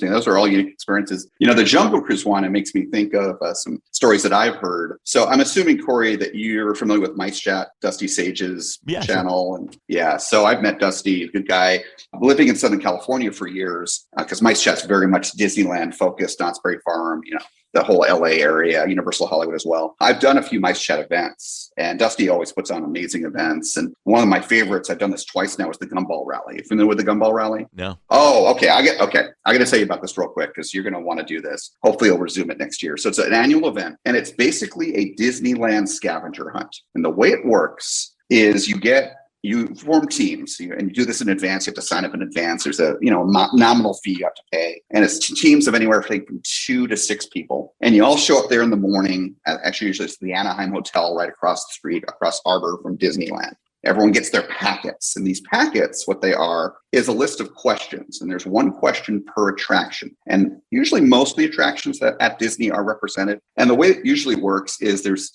a part A and a part B. So you'll get a packet for the beginning of the day, which will either be for Disneyland or California Adventure. And then later on in the day, you'll hand in your packet and get the one for the other park. It's a very long theme park day. Anyway, these questions, I'll give you an example. For Space Mountain, last time I did it, the question was, how many left turns does Space Mountain make during the ride? Okay. Now, the point of these questions are that in order to answer them, you can know Disneyland like nobody's business. You have to ride that ride. You have to go do that show, that attraction, whatever it is, and count it, or notice, the color of one of the crashed sky buckets on Matterhorn. That was another question I remember from that year. These things are coming back to me. So it's like a scavenger hunt trivia contest. And the scavenger hunt portion is because you have to get on the rides and do them. And the idea is whoever answers the most questions correctly by the end of the day at 7 p.m., whenever it is that things are over, they win the big Gumball Rally trophy. It's a really impressive trophy. I would destroy this. I know you're very competitive. You love your games like I do. And I'm a journalist, man. Yeah. Don't send a researcher to do a researcher's job. Come on. So they have people that monitor this throughout the parks. And for example, you can't use FastPass. Of course, FastPass doesn't exist now anyway, but you can't use FastPass. You're not supposed to have your phone out. And there are people that are watching, and it's very serious and it's fun. And I did it with my friend Yaz. This was the two of us last time, and we had so much fun. We did pretty well. We didn't get number one. We were in like the top 20 or something like that, but it's just so cool. Anyway, that's one thing that Mice Chat. No, I'm just kidding. So anyway, this last time that when my friend Yaz and we did this, it was it's usually on a Saturday, the Gumball Rally. The night before, Friday night, Dusty put together it was called an Enchanted Evening of Disney or something like that. It was, there was a cash bar with drinks and some appetizers, and basically several panels of presentations. One of them was all of these retired Jungle Cruise skippers, and they had them up on a stage and they were being asked questions, and they were basically telling these stories. These are guys that did it, in the 70s and 80s and, even the 60s, when it was first opened, talking about these crazy things that happened on that ride. For example, how they have a gun on the boat, on each boat? There have been real guns as part of the Jungle Cruise, not intentionally. They've wound up on the ride. No one's ever gotten hurt. Real bullet? Real bullets, I should say. Yes, Excuse me, not blanks. Thank you. And just all the crazy spiel stories. I've never heard one quite like yours, but just where they go off the rails, because it's a ride where people can be creative if they want to. It's not a programmed, pre-recorded thing. Well, and it's also a ride where it's very easy for them to know if their manager's on board. Right. Right. They know. There are a couple of spots from shore where there are backstage areas where someone could be eavesdropping. But for the most part, when you're out on the water, no one can hear what you say. And I don't think they record what the skippers are saying or anything. So it's like they truly can get away with it for most of the ride if no one rats them out. Yeah, the only thing I would say, because I know this from personal experience, I've done mystery shopping here and there in my life just to have some fun, earn some extra bucks. So fun. You should check it out because you're very detail oriented. And I actually did a mystery shop once for a company that was for Disney years ago. I loved mystery shop at Disney, and I'd be brutal. I remember one of the parts of that, because it's you do a nice meal as part of the whole day of the mystery shop, and it was at the Trattoria in California Adventure, the Italian restaurant. That I got to eat there for free, which was amazing. I think everything was in California Adventure for that mystery shop that I did. But if there's one attraction at Disney that needs to be mystery shopped, is Jungle Cruise, because there's so much that's not programmed. It's up to the cast members. So anyway, interesting story. Thanks for sharing that. As much as I hate to advocate for more surveillance. Maybe they need, to a way that they can tap in and keep an eye on what's going on randomly, Yeah. And when I was at that, Enchanted Evening of Disney for Mice Chat, one of the things they talked about is how the spiel and how what was allowable and expected over the years, how it changed, with society and Walt, he was very involved early on, and he would time how long the ride was, because they stop at certain points, and if it was too short, he got upset, and you guys got to get more banter in, you got to tell more jokes, and stuff like that. So it's a very interesting attraction, how unique it is. So, and the other story you mentioned, the Indiana Jones, it's always kind of unique and fun in a way when the facade disappears away, when you see a mop bucket, but at the same time, it's like it kind of also it's disappointing when that magic disappears momentarily, but it's kind of a section of Indy that I've I don't know, you've been on Indy, right? Oh yeah, many times. So it's on the scene with the occasionally working mist projection of rats, that like dark corner right when you leave the temple, which I think has been acknowledged as we kind of ran out of money, and so we didn't do anything with this corner, right? Except make it dark and some loud music and rats that occasionally work. So like it was in a really weird corner of the building, but it seemed. I mean, I expected the walls painted black and things like that, and that's what you expect. But like I didn't expect that it would be that. I don't know. I feel like there was a door right there that couldn't have been put behind that door. That needed to be out here on stage for some reason. So yeah. Right. Yeah, that totally makes sense. And yeah, I remember, of course, a lot about Indy because you and Adam, for one of the very early episodes of Unpacked Indiana Jones, as I recall. Yeah, that was a fun episode. Yeah. Okay, so a couple more questions. So that was kind of some good, crazy experiences there. What would you say, and again, any park in the world that you've been to, what is your favorite attraction of all time, your most favorite attraction? I have a couple for different reasons, but if I have to pick like an overall, I would go with Disneyland's Pirates of the Caribbean. Interesting. Because it was the culmination of Walt's career personally as a creator of themed entertainment. It was the last attraction he laid hands on, so it's the finale. So it's cool. Yeah. Right. Yeah. It's a lasting memory of him, and it's almost like honoring him because that was his last attraction. Yeah, I totally get it. And Pirates, I've been on Pirates, of course, here in Florida, Disneyland. The Pirates in Disneyland is one of, not a long list for me personally, but one of only a few attractions where I feel the Disneyland version is better by far. Yeah, by far. Yeah. I have the unpopular opinion that Walt Disney World needs to torpedo their version and put Shanghai's version in there. Oh, having been on Shanghai's version, I would love that. Because I think Floridians would pitch a fit, but they would eventually get over it. But I firmly as I say that, I firmly say that the one, with the exception of sensitivity updates, the one in California should never be touched. Right, and of course with Blue Bayou, it needs to stay. Just kind of as what it is, the final example of Walt's work. I agree, because I don't think that Walt stuff's going to stay forever. I don't think that we're gonna have a carousel of progress forever. I don't think that we're gonna have some of this stuff forever. Even there's going to come a day when It's a Small World may not be there. Like there's going to come a day when all of this stuff becomes passé to a degree. It may not be in our lifetime, but it will happen. But yeah, I think that I don't know. I think there's something special about that attraction in that location, in that building, which has an apartment that was built for Walt that he never got to live in. Like that particular building, that particular attraction is just really special. I think it should be probably on the marker of historic places. But honestly, but then you can't build anything in it. So.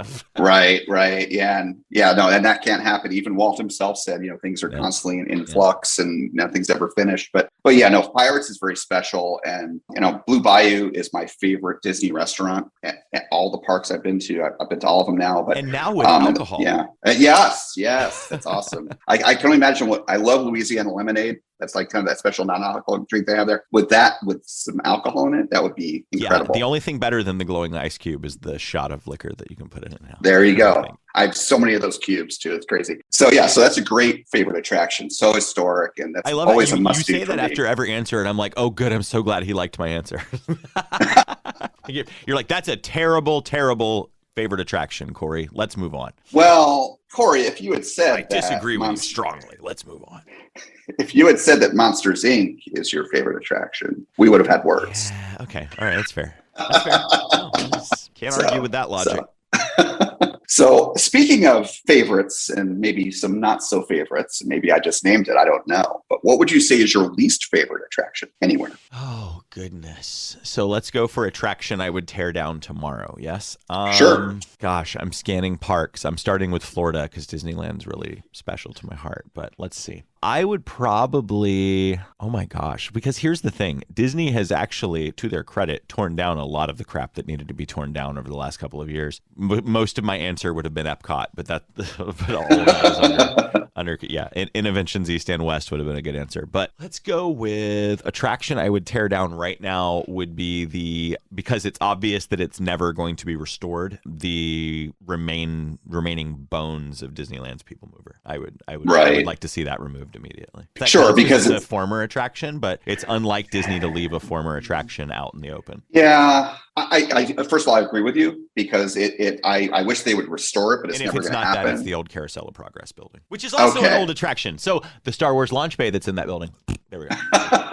Okay, so basically, or the Autopia. Could we just tear down Disneyland's Tomorrowland, save for Space Mountain, and start over? That's where I'm at. Well, so Kory, along those lines, I couldn't agree with you more because it's looking very dated. And Autopia, come on, gas-powered vehicles and a place that's supposed to be out the future. It's like that doesn't. We are in the state that has Tesla, right? And we have I love Bob Gurr to death, but we have gas-powered go-karts that were designed by Bob Gurr 55 years ago. You know what I mean? Right. Well, as you know, Kory, I'm a huge fan of technology and EVs. I just got my second Tesla. I love it. I'm not a lie. And I've actually, Elon, he tweets and people tweet to him. I've tweeted to Tesla, to Elon, say, hey, why don't you talk to Disney? Maybe you can sponsor something. Let's put together some electric little Tesla go-karts and change Autopia and make it future ready again. Universal just needs to jump on that then. Universal seems like they would build the Elon Musk Raceway or something. Totally. Little electric Tesla cars. But theirs would be the Mario Kart version. It would be indoors and themed and dope. Yeah, I support that. Build that. For sure. Where do we ride that? So your least favorite attractions are vestiges of existing attractions that have not been fully taken out, or even things that are still there. Is a billion-dollar company. I'm sorry, don't tell me you can't do anything about it. Right. And Autopia. And by the way, we need crowd flow, and we need to move a lot of people through here. No, the crowd flow issue is also one you created, Disney. Right. For two things: one, keeping your capacity too high, and one, this is where I'm going to make some enemies: keeping your park tickets too low. That's why you run into this. Right. You've made Disneyland something that someone, and I say this as someone with very limited income right now, as someone with a limited income, I can still afford to go to Disney several times a year. Right. Whereas growing up, and I realized things were different, and finances were different, and opportunities were different, and the world was different. But when I was growing up, when we didn't have APs, when we weren't in that period of what's the word I'm looking for, of having money, that period of success, it was that was not a thing that most people did.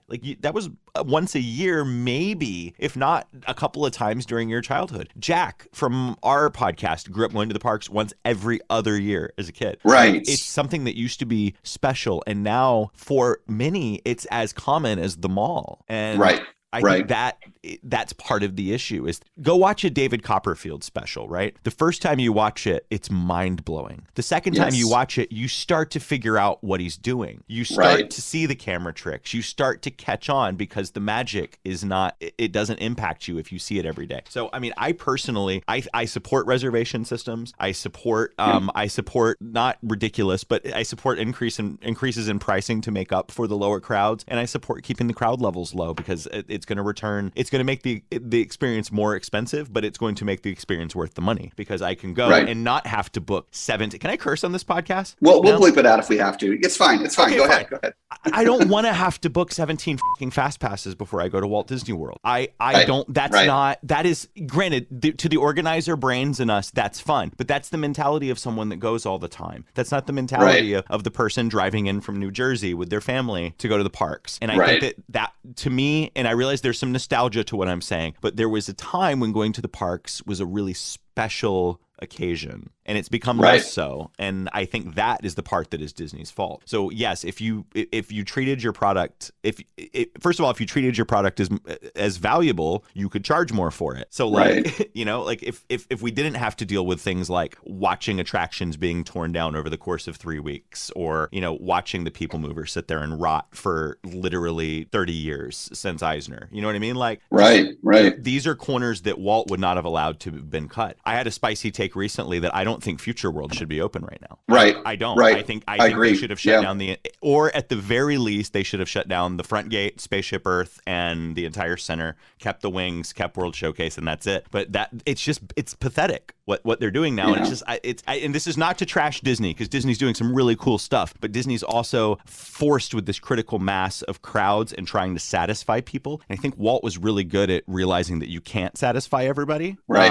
And just to do what was the right thing and what felt right, and hope it worked. And it worked. And I don't know, I just hope Disney gets out of the trying to please everybody thing, because I'm tired of walking through construction walls. Like, Yeah. bring back the magic, dude. Create something like Epcot, close the whole front of the park and then surprise me. Maybe you'll actually get an attraction open without people knowing about it. You know what I mean? Like, imagine if they'd have shut Right. down the front of the park and then built that Guardian show building and not told us what it was. Can you imagine the internet? Right. Watching And them build yeah, this 20-story building that we don't know what's going to be in it. Like, that would have been ridiculous. And then Epcot would have been sold out for the first 6 months that it reopened. Right. You know what I mean? I Right. don't know. It seems like Disney's gotten themselves into a lot of traps that they can do better with. That was a long Yeah. rant, and I'm really sorry about that, Andrew. No, Very passionate about this. no need to apologize. I know.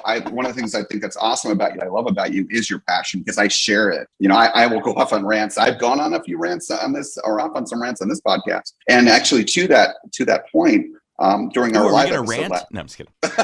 during our live episode last week, when I was talking a lot about Velocicoaster, that transitioned into, after kind of going into the whole Velocicoaster thing, into an in-depth discussion of Universal and comparing Universal and Disney, and kind of like you and I were talking about earlier about how Universal's firing on all cylinders compared to Disney. You know, for example, Disney and Universal are very different companies, how they handle things. Disney, you know, D23, which I've been to, you've been to, you know, or even other events, they will announce years in advance that we're going to do this and we're going to build this and this is what it's going to be all about. You know, whereas Universal, oh no, that's just a landscaping project. Oh no, it's a new churro stand. You know, all these jokes that have come out of this, but that's what happens. They deny something is happening. They don't announce it until they're ready to announce it, you know, and until they have their ducks in a row. Whereas Disney, and I sat in the room at D23, the parks and experiences or whatever, right? The Chapek panel at this last D23, and to me it always feels like, here's what we're gonna do. Asterix. Actually, this is a rendering, and it will look nothing like this by the time it gets to the park, if it ever gets to the park. Right. I don't like that. I would much rather be surprised.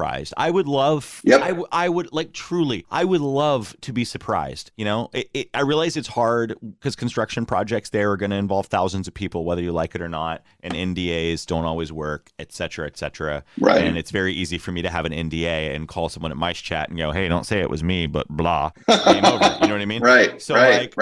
So it is really challenging, but I just feel like with it, I mean, I live in San Francisco, California. The Walt Disney World property is slightly larger than this city. Right. So why can't you build something with your own government without me knowing about it? Right. Like, why can't you? Like, so I don't know. And the answer is, the question is intentionally sarcastic.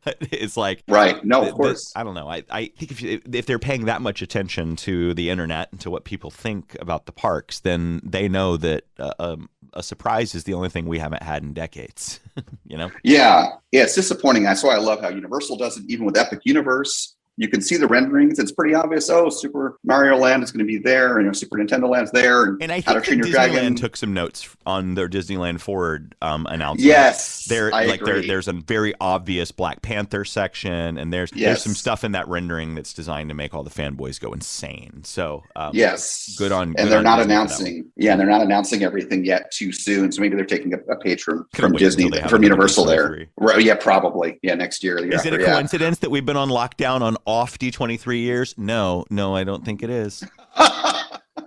So, but going back to the other main thing you mentioned earlier in your rant, which I think is great, is especially Disneyland with all of these pass holders, or a lot of them, quite frankly, pass holes, where they would be there every day. I know a guy who was at Disneyland every single day before the pandemic with his pass, except between Christmas and New Year's, because he has, what is it, Signature, not Signature Plus, whatever it was called. And he told me he would get depressed for that week. I'm like, come on, you're there every day. It's just, it takes away from that uniqueness and that specialness like you were describing. And well, in the case that you're describing, it became an addiction and not. Right. Yeah, it's a bad thing. Yeah. It totally turns it on its head. So yeah, I definitely agree with you there that things need to change. And talking about Autopia, kind of pulling back to that beginning of that question I asked you about least favorite attraction. I'm really good at derailing you, Andrew. You're welcome. I'm good at getting back off of tangents. That's fine. Tangents are what make things fun. So that's fine. That's no worries. But yeah, Autopia is kind of that one attraction that's still there that you mentioned. So that's a good one to briefly talk about. And again, we talked about that and what could be done there. Well, I'll have you know, Kory, one thing that Disney does that Universal doesn't do as much, so to speak, is Disney will sometimes they'll buy or they'll plan for the same attraction in multiple parks. Again, Universal's done that a little bit with Harry Potter and whatnot. But when Disney was building Shanghai and leading up to 2016 in its opening, it is pretty much common knowledge now that Disney bought 3 of the Tron coasters. So 3 of the tracks, the set of trains, etc. We know the second one is obviously, we know the second one is going here in Magic Kingdom, which I'm excited to get that. I know where I want that third one to go. Well, rumors are that the third one is going to Disneyland. That would be wonderful, because there's that beautiful spot where the old Carousel of Progress building and Autopia. Yep. And another unpopular opinion, Submarine Lagoon, that spot where all 3 of those are sitting, could easily be Tron Light Cycle. Yeah. I see David shaking his head in the background here. Yes. Absolutely. I like Submarine Voyage, and I think it was wonderful for its time. I just think it's time to rethink that area. Yep. It is. Yeah, totally. It's a Fantasyland attraction now. Yeah, especially Tomorrowland. Fantasyland's one thing because it can remain timeless. Tomorrowland cannot remain timeless. Future World, Epcot cannot remain timeless. So having been on Tron in Shanghai, it is my favorite Disney coaster on the planet. It's amazing. And everyone who's going to experience it here, whether it be in Florida or maybe at Disneyland in a few years, they'll understand when they finally ride it. So I could see Tron, it's not just the enjoying the ride, it's the beautiful shroud and all the different color changing LEDs, and it could be used to really upgrade it could be to quote Walt Disney, it could very easily be the weenie of the new Tomorrowland. Like it could, if they place it back where Autopia is, and obviously Disneyland's small, so it would have to be inside the tracks, and then the show building would probably have to be where Submarine Voyage is. So if they placed it correctly, and I'm certain that they can reconfigure it to a certain degree, if they place it correctly, like it is what draws you in now. Imagine that canopy down at the end of Tomorrowland instead of a rotting people mover station being the weenie of Tomorrowland. I don't know. Yep. And having been to, all the Disney parks on the planet, I've been to various Tomorrowlands. A little, no, I'm very fortunate, all jokes aside, of That's all your the travel name. that I've been able to do. Humble brag.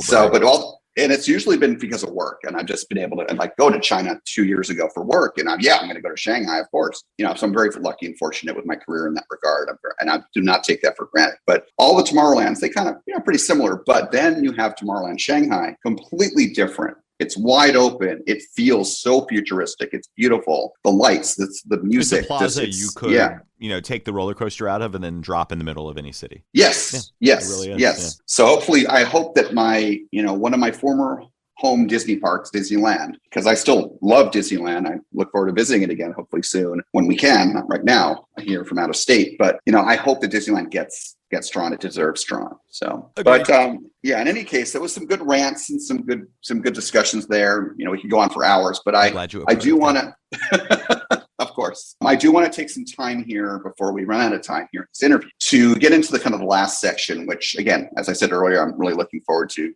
talking with you about. So we've already given some hints. You've talked about you're being a storyteller. I described you that way. And again, being involved in creating this whole podcast, not even just a single podcast, but a whole podcast channel with multiple podcasts. So let's talk about some of that stuff. Tell me about some of your favorite moments as a podcaster where you've covered the theme park industry or maybe done an interview or, talk about some of those favorite things, those stories that you've told. So a little background to set it up. We started with the No Midnight podcast a little over 4 years ago. February was 4 years. And that was pretty standard talk show format covering, the news of the day and witty banter and silliness, as most podcasts begin as. Then we started, I started discovering a love for kind of NPR family of podcasts, things like Throughline and Radio Lab, This American Life, Snap Judgment, podcasts that are really taking audio to a place that hasn't been taken to in a long time. And that is kind of out of the studio and into creating, truly making it theater of the mind again, really telling stories in a form that's very digestible. I call it Netflix for your ears. It's really what podcasting is and has become. And so I really felt drawn to that. And as I started looking around our then very small group of podcasters, I realized that each of us had kind of something. Each of us had a bit of a gift that we could offer to telling that kind of stuff. I had the gift of the radio background and narration ability and engineering acumen and being able to make sure we sound good. And Adam is a brilliant writer, and Jack brings a lot of great kind of helps us to stay relevant and get out of our all of the rest of us are pushing 40, and then we have Jack about to turn 21 keeping us all grounded, and he's often grounded because of it. But no, it just became we really just started loving to tell stories, and we realized that at the core of everything that Disney does, and Universal for that matter, and then if you zoom even further out, at the core of every piece of media we consume is a story in one way, shape, or form. So the storytelling really came naturally, and Disney has a really rich history. So it started with us working on historical pieces, looking back at the parks. One that stands out, I know two of your favorites were Walt and No Midnight Serial, which was I think it was a 7-part series that we did. It was 3 hours of content by the time. It was wild. And that was just kind of a really long version of an explainer about Walt, very documentary style. Then we did the Disney Decade, which was a co-production with Modern Mouse. Our friend Josh Taylor, who is now on our team as well, working for Modern Mouse and for No Midnight Media. He just moved to Southern California, so we have a teammate down in Southern California again, which is nice. Cool. And then, truthfully, so I want to fast forward. We've done several miniseries. We did one called The Boy Who Lived, which kind of told the story of Albie, of some experiences that Albie had with his childhood through the lens of Harry Potter. We discovered that just sitting around and talking, while it is fun and we have a good chemistry and we enjoy it, we discovered that that's what everybody's kind of doing. And there's a lot of people in the parks sphere that have been doing this for a long time. Many of them have success solely for that reason. Yeah, I'm saying it. And it's hard to compete with that kind of success. So we decided rather than try to out-podcast the podcasters, we would just do something completely different. And so we've really focused on quality and storytelling. And so now Adam's Theme Park Time Machine has picked up the park storytelling end of what we do. And I've actually gone mainstream, so to speak, and have started working I call it my radio story sandbox now, but Unpacked has become exactly that. It's a radio story sandbox. I live in San Francisco and work as a journalist, so I'm constantly trying to find stories that I can put on Unpacked and also sell to news outlets. So that's kind of taken on a life of its own. And Theme Park Pulse has spun into a game show, a la Wait, Don't Tell Me from NPR. That was what inspired it. And we do a 30-minute version of it, and it's heavily edited down from about a 90-minute podcast. Andrew, you were on in our first season. Yep. The tapings are messy and crazy and fun, and then they end up being a very nice, tight, beautifully produced podcast within 8 business days. So it's truly taken on, and actually I'll use this as a platform to say this. Even that is subject to change later this year. So there's always something new coming from No Midnight Media. In fact, I'll just say it here. What are we, May?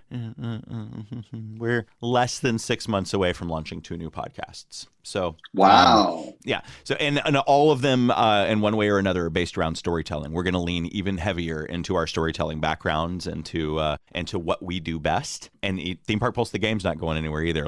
That'll have a way to shine as well. And gosh, it's going to be exciting. But truthfully, Disney is what really taught me about stories, because if you really drill down, everything at Disney is story based, and it caused me to kind of zoom out and look at the rest of the world and be like, nothing else matters unless there's a good story behind it.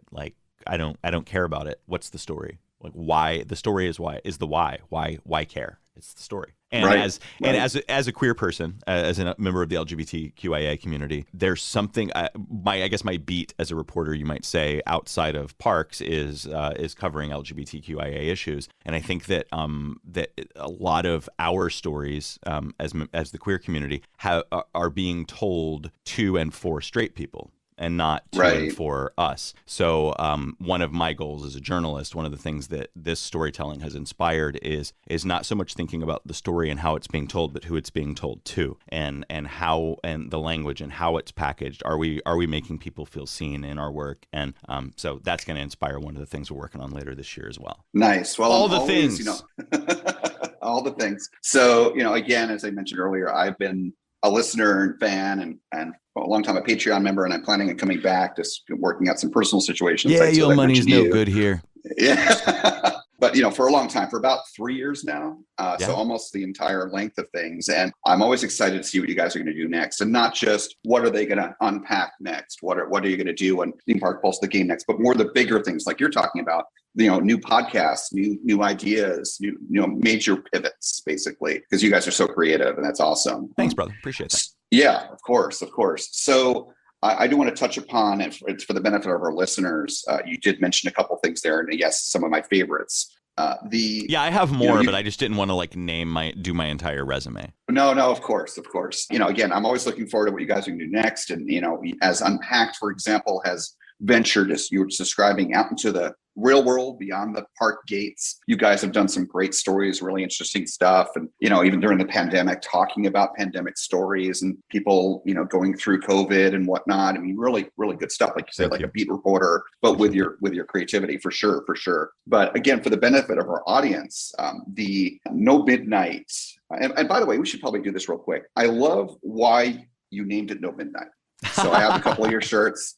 So it's basically Carpe Diem. Essentially, yeah. Right. It came from a quote that I think we just completely made up, or I just completely made up. I actually don't even remember the genesis of that quote, but yeah, I live in California and there's marijuana here. I don't remember a lot, but no, but like it came from this quote that's live your life as if there's no midnight. Like Cinderella, everything fell apart for her at midnight, and so she had to rush, and like it was stressful. And it's that no fear of failure. Like if you're not afraid to fail, then there is no midnight. Right. So when it was the No Midnight podcast, and we decided probably too late that wasn't very SEO friendly, though it was cute, and so we shifted to Theme Park Pulse, which is a lot more SEO friendly. We've stuck with that ever since, but we actually named the production company as a group. We decided to name it No Midnight Media. So we all the stuff we do and produce for Patreon and all of our podcasts is all under the No Midnight Media umbrella. And there's a roller coaster in our logo. Yes, that's right. It's a great logo. So your treasure trove of your back episodes, your catalog, your history is rich. And I do want to just touch upon, for the benefit of our listeners who, perhaps many of them have not been exposed to No Midnight before, Theme Park Pulse and Unpacked. And again, you touched upon them, but again, as an avid podcast listener and now podcast producer and creator myself, I frequently share, every day I'm sharing with someone, have you heard this? Oh, you're interested in that. You should check out this. And it's all about podcasts. And I have shared with people, David included, Disney Decade, Walt, your Bob Gurr story, your radio story, which is awesome, with so many people. And for me, I mean, they're all great, but I think the one that gives me the most chills is Disney Decade. That era, from the mid 80s into the mid 90s, a little more than a decade, but we call it the Disney Decade. Right. The back in the Eisner days, the Eisner, the rise and fall of Eisner, if you will, just incredible and so pivotal for so many of the experiences, attractions, and parks that we love to this day. Not taking away from what Bob Iger did or anyone before, for that matter, before Eisner, but that was pivotal because Disney was not doing well in the mid 80s, early mid 80s. It was one of the most important decades in the history of the company, and it was probably the most important in terms of ensuring Disney's future, because Disney might not exist today had that decade not happened. Yeah, we might live in that dystopia. Yeah. For me, the analog or Cedar Fair would own Disneyland. Can you imagine? Oh my gosh, no. As much as I love Cedar Fair, it's like no.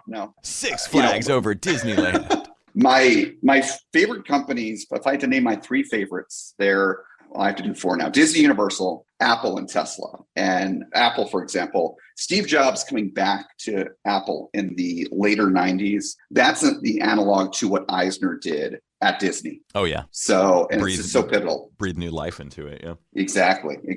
So, but anyway, so Disney Decade's an amazing piece of history that you guys tell over, I think it's like 6 episodes or so. Yeah. And it's funny, so much has changed. I'm actually, that's on one of the feeds. I'm not sure which feed that stuff is up on anymore.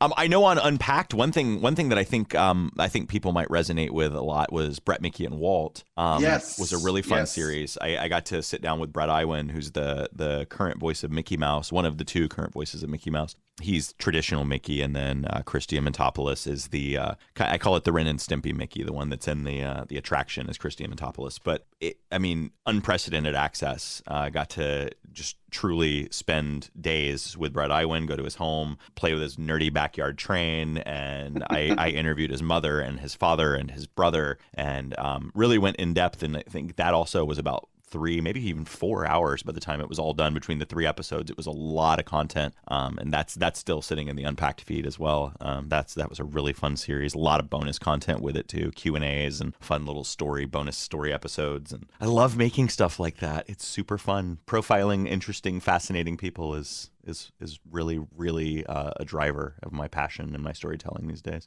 because I think everybody has a story to tell. You just have to stick around long enough to find it. Absolutely. And yeah, thank you for bringing up Brett Iwan. I've listened to everything you guys have done, since the past 3 years, and even before I went to, sort of stuff before that. But yeah, thanks, pal. Iwan, yeah, of course, you bet. So Brett Iwan's story, that was awesome, very well produced. And, I loved Brett's beginning of his life, and where he was, I think he and his brother were recreating Phantasmic, in their backyard. Yeah. Brett's he's great, and I loved hearing his story. And so all these stories we're talking about, Brett Iwan, Disney Decade, the Walt Surreal, all about Walt's life, which was again amazing. And things Disney wishes you would forget. It was also, oh yes, that one might come back someday. That was fun. That was a really. I'm sure we can find another few topics to make an episode about. Yeah, all these things we're talking about for our listeners, and probably at least one other we'll be talking about next.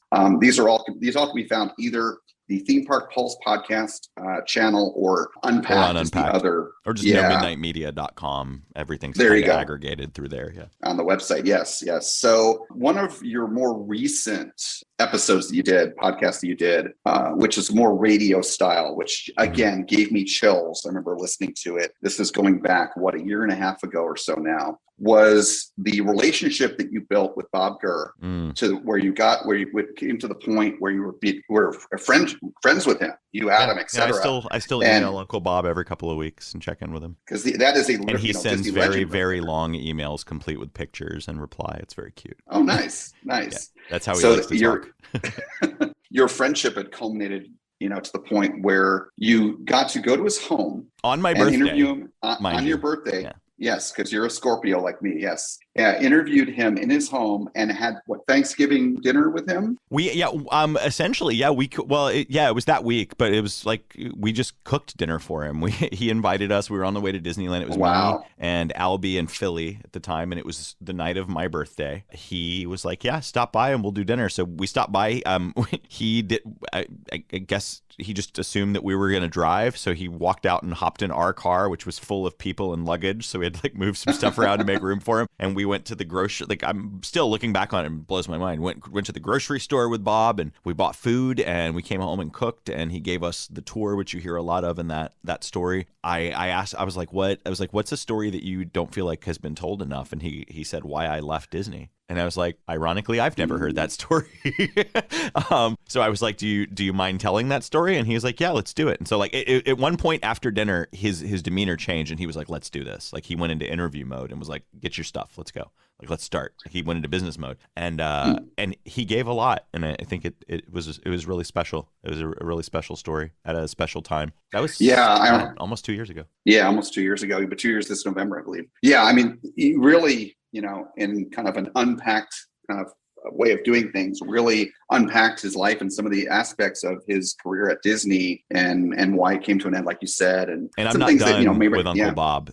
Uncle Bob has so many more stories. I just need to wait until it's safe to go visit him. But yeah, no, don't think that that's the last time you're going to hear from Uncle Bob. Because Awesome. I look forward to that for sure. So the last thing I think I'd like to ask you about, and you've kind of talked about this a little bit in terms of your storytelling abilities, is, of course, as you yourself mentioned, Disney and Universal, especially more recently, they're all about storytelling, their attractions, their parks, their lands, and obviously it's a passion of yours. What would you say drives your passion as a storyteller? Why? I understand you love telling these stories and you're great at it, of course, and we've given some great examples, but why do you like to tell stories? Is it because Walt was a great storyteller and you're inspired by him, or is it more than that?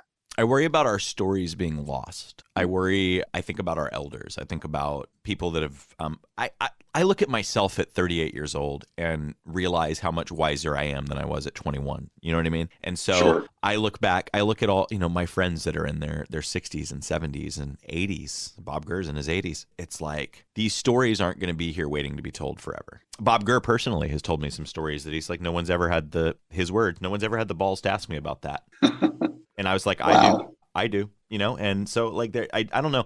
For me, the world is just full of stories, and I like the tangible art of creating audio, all the way down to, I was describing it to someone the other day. I have this interview mic. It's an EV DB50. Hold on, I think I said it wrong. Yeah, an RE50. Oh, a little portable one, right? This microphone, for the size of what it looks like, weighs like 1,000 pounds. Like, this thing is so heavy and bulky, and I promise I'm going somewhere with this. That's okay. All the way down to the act of sitting in front of someone and holding this microphone in the correct position to make sure I'm getting the perfect mouth sounds, the perfect audio, and then to taking that and to transcribing it and finding the best clips and writing and finding a way to bring it all together and look, the number one thing you guys host podcasts, so you know this. The number one thing we always hear is, oh, I'm so sorry I was so rambly. Spoiler alert, everyone is rambly.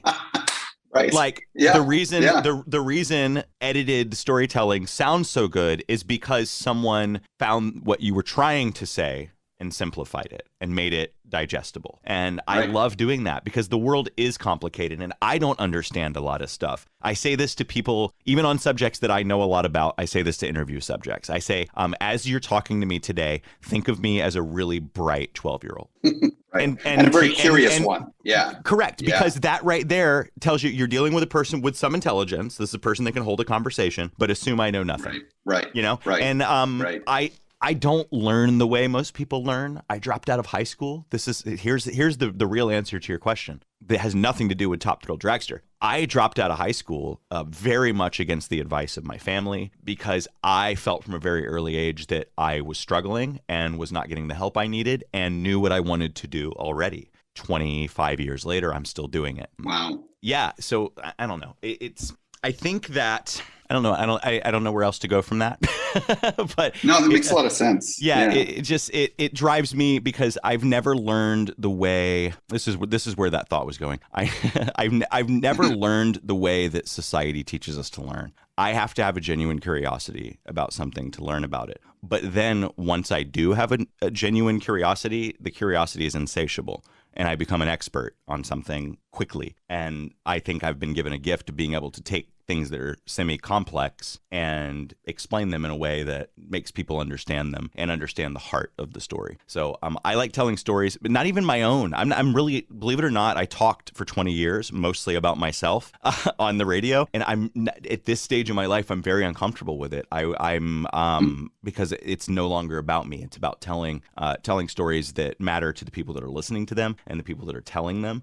And I think through storytelling, you can really hit people in their emotions and you can really get people to think and process what's going on in the world around them. And that's why I tell stories instead of just making jokes over journey records now. Yeah, that makes a lot of sense to me. As I mentioned earlier, some of your serials, some of your episodes I've listened to more than once, especially after this conversation. I feel like I need to and I want to now, like the Bob Gurr one, for example. But I welcome your downloads, Andrew. With pleasure. So, but yeah, again, I've listened to some of these more than once, and each time I've listened to, for example, Walt and Disney Decade multiple times. Each time it gives me chills, but for good reasons. Like you said, it's all the feels, the emotions, because you have that knack, and again, everyone else in the team there that's involved. Josh helped you with the Disney Decade big time, and Adam. Josh essentially wrote it, and Adam edited it, and then I produced it. Yeah, so that's incredible. Yeah, just so well done. And again, it's told in a way these kind of complex, very intricate, with many people involved, many actors involved, so to speak. Different people in the management at Disney and whatnot with Disney Decade, where you do it in these bite-sized chunks where you talk about, in this brief time period we're going to talk about today, these pivotal things happened, and here's why this led to this, and just really get to the bottom of things, of what went on and why it went on and how it impacts Disney to this day, for example. And every story is unique. Yeah. Every story is unique. Yeah. Mine, yours, David over there, his is unique. Every story is unique, and I think that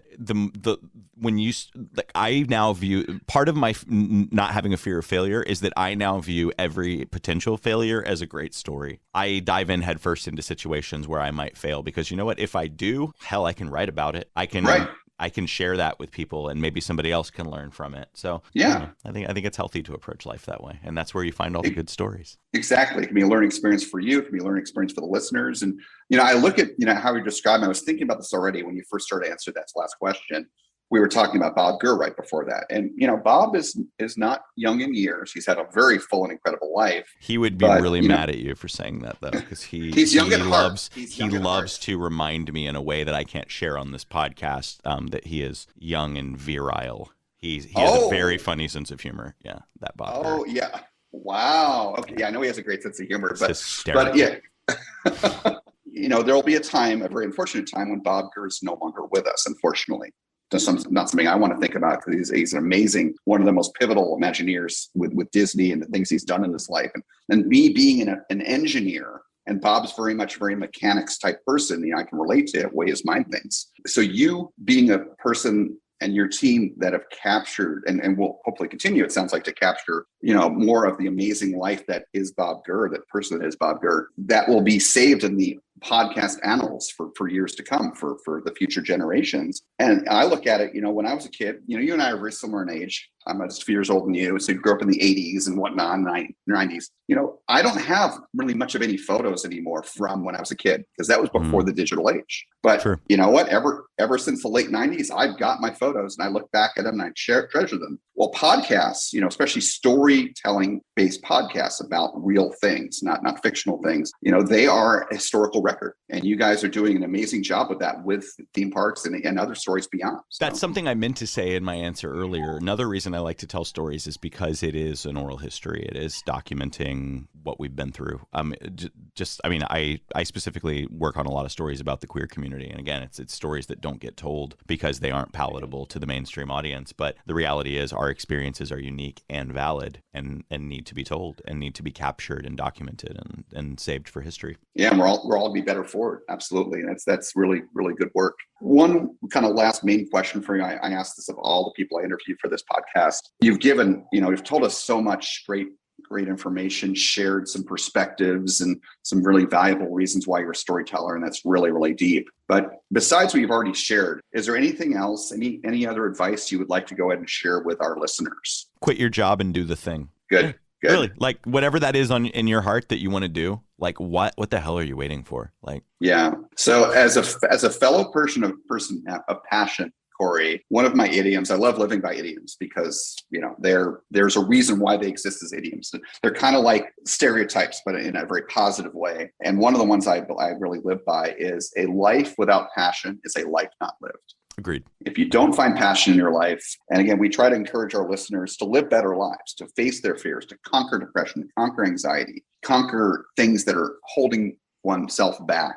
And live a better life. And so that all that sort of stuff that holds you back, sort of negative things that we try to help people beyond. The flip side of that is when you kind of get rid of all that baggage in your life, you can find that passion more easily, more readily. Yep. So there's that to it. So, okay, well, very good. Well, thank you again for chatting with us. It's a great conversation. The last thing I'd like to ask you is, where can people find you on your website, podcasts, social media, the whole 9 yards? All the stuff. Well, for me specifically, I guess the easiest place to just find everything that I do is at my website, ChristopherJBeale.com. That's BEALE.com, Christopher J. Beale. The podcasts, themeparkpulse.com, unpackedpodcast.com. Everything, again, under that umbrella is at nomidnightmedia.com. We don't do a lot on YouTube, so check out my buddy Josh on Modern Mouse on YouTube. We're at Theme Park Pulse on Facebook, Theme Park Pulse on Twitter, and then my personal Twitters are at Kory on the Radio. That's Kory with a K, or Real Chris J. Beale, and it's the same handles on Instagram. Perfect. That's all great places to go. I've been to many of those. So again, I'm glad people can be able to find you and learn more about you. And perhaps most importantly is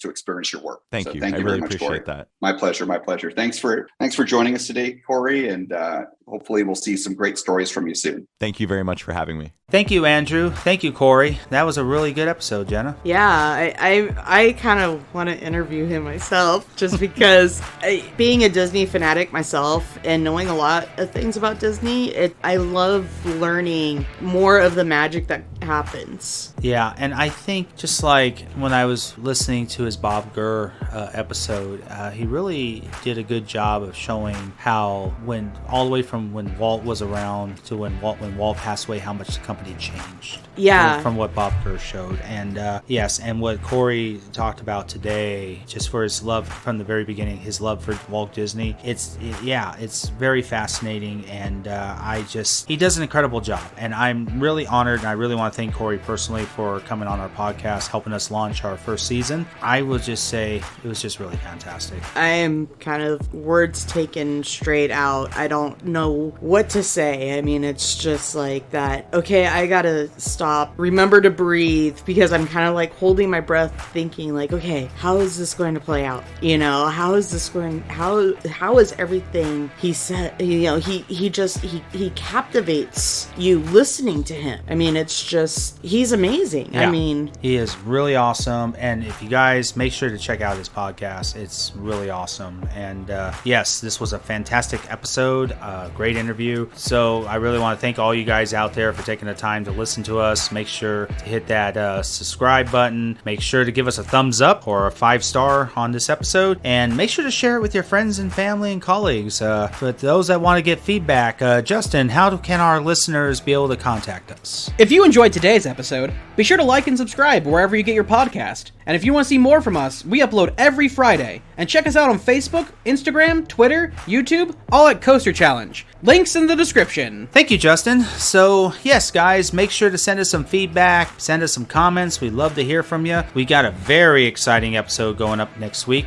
We have new episodes come out every Friday. I hope you guys will tune back in with us. But until then, this is David Cantu. This is Jenna Gazelle. And we'll see you all next week, right here on Coaster Challenge.